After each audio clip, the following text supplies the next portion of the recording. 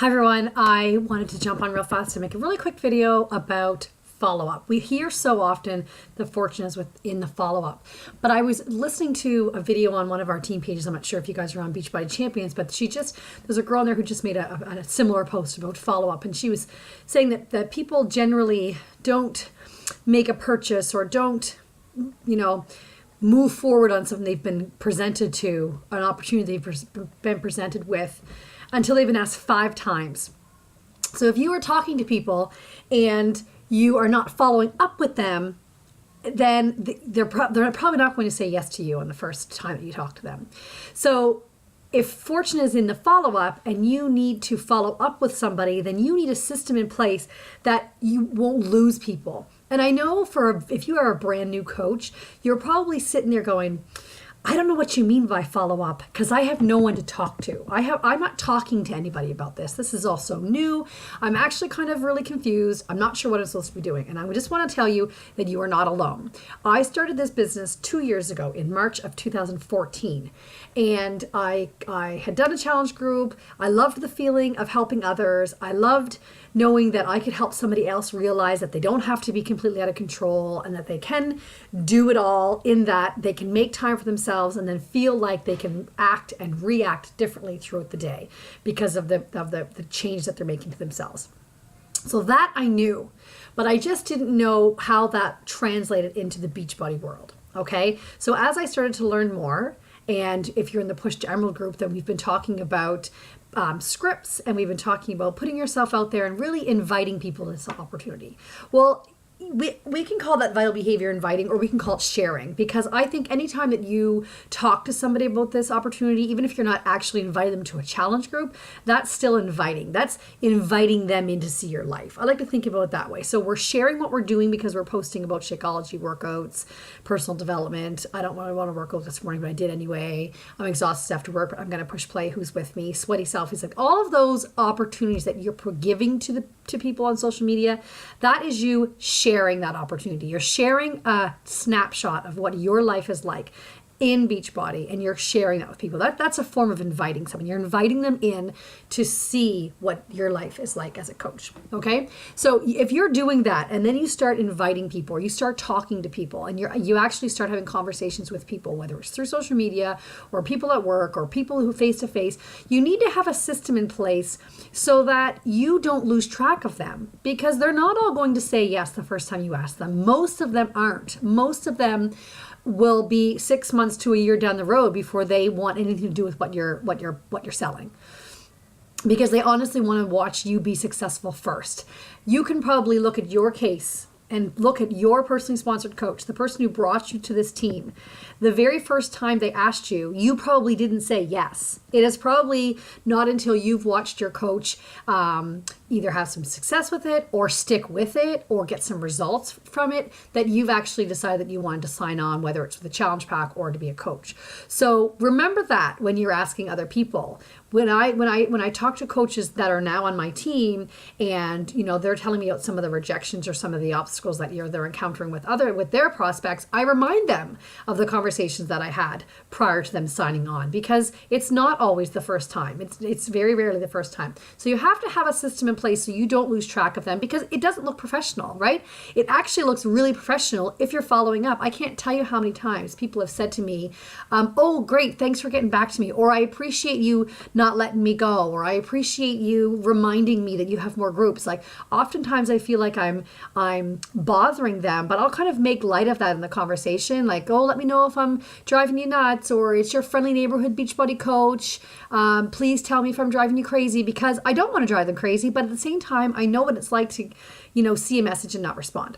So there are a multitude of ways that you can keep track of your business. I have tried Asana, and to be honest, I use Asana for a lot of my scripts, and I house things there, but I really wasn't good at going between screens. I am not a technological wizard at all. So for me, if I'm using Facebook, for instance, and I have a conversation going, I always have a scribbler beside me, always, from the dollar store.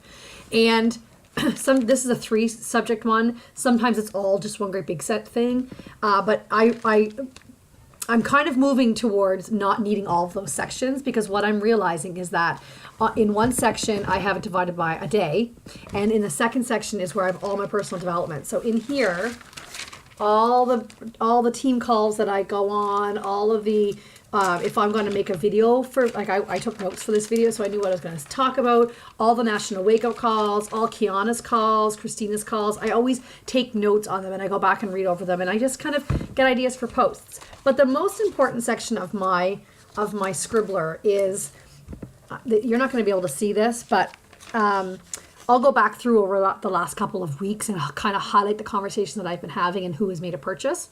And I generally, I'll just go to today, because this past couple of weeks it's been a little crazy with March break and stuff. But okay, so here's today. Look, here's today. You see that? Nothing is written here for today. Saturdays and Sundays I always put on one page because I don't do very much on Sunday. But I have yet to invite to a challenge group today. I have yet to invite to the coach opportunity today, but the day is not over and I'm still going to be working. I'm also working on report cards, so I'm kind of trying to filling that in.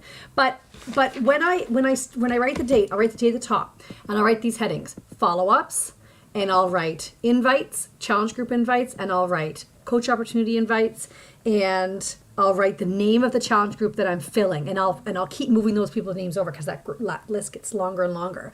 So let's say on Saturday, I messaged Sally, and this is the first time I've messaged her, and I use a script like, hey, happy Easter, love the pictures of your kids dyeing eggs, looks like a lot of fun, mine were into a great big mess too. Not sure if this is something that you'd be interested in. I'm going to run a virtual group here starting April 11th using 21 Day Fix and Shakeology. Sometimes I don't say that. Sometimes I just say a Beachbody program if you're choosing.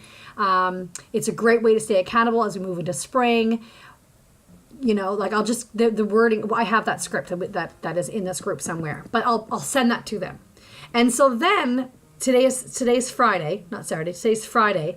And then I will write her name. I'll flip a page, put Sunday's date down, and I will write her name on Sunday under follow-up.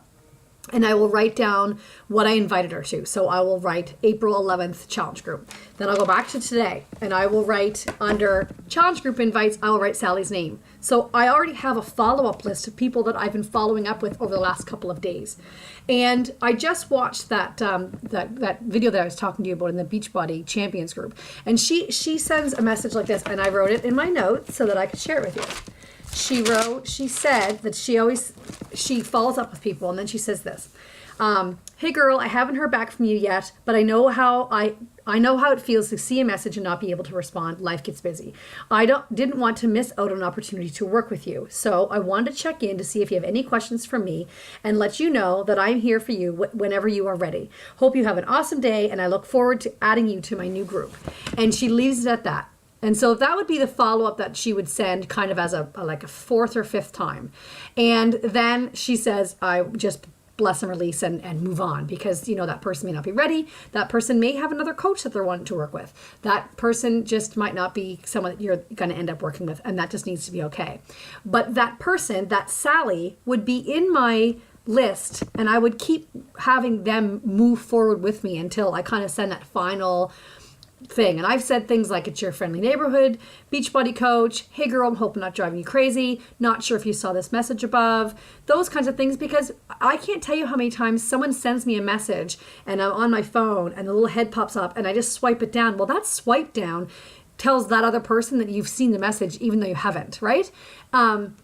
So they may not really have read the message that you sent them, but that doesn't mean that they're not interested in following along and going in your challenge group. So when you have a system in place where you're recording all of the conversations that you're having, and I'm talking any conversations that you're having, whether it's you reach out to somebody, somebody who's posting cute pictures, or somebody who has posted a healthy recipe who has nothing to do with your business, but they've posted a healthy recipe.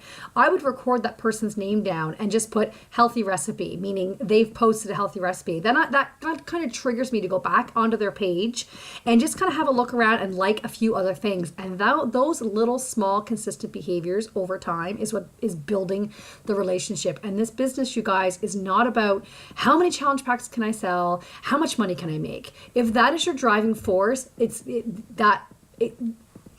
not mine. My driving force is how many lives can I change? When you start to realize that your paycheck is directly related to the amount of lives that you affect and the lives that you change, that's when you start to become successful. Of course, there's a piece of this that has to do with money. It's a business. Of course, there's a piece of this that is sales. It's sales. You're selling something, but when you put your heart into it and you connect with them and then you make your life relatable to them, that's when you start to build the relationships that people are going to start to respond to. So that when you do come in with that right hook of a flat out invite to your next group, be specific. Have a date. If you don't have a challenge group starting, your upline coach, your coach or me, I have one every single month. I do not miss a month with challenge group. I have a date right now for April. I don't have my date. I wrote it down. I can't remember what it is for May. I'm not advertising it for. My next group is April 11th. So if you don't have the courage yet to run your own challenge group, then go to your coach, come to me, and join my group. I have a lot of people who are not my personally sponsored coaches or who are my personally sponsored coaches and they're people in my groups.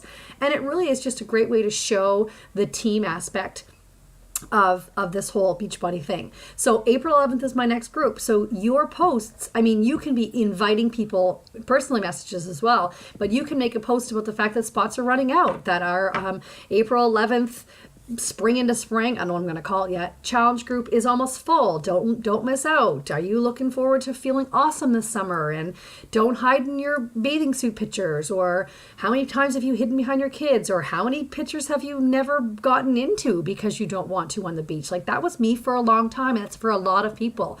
So make your story relatable to other people. I don't know about you, but there was a period of time in my life, and yes, I was having babies, but it still kind of plays in your mind that I don't have pictures of me and my kids. I don't have pictures of me and my kids because I just didn't want to be in those pictures. That's really sad.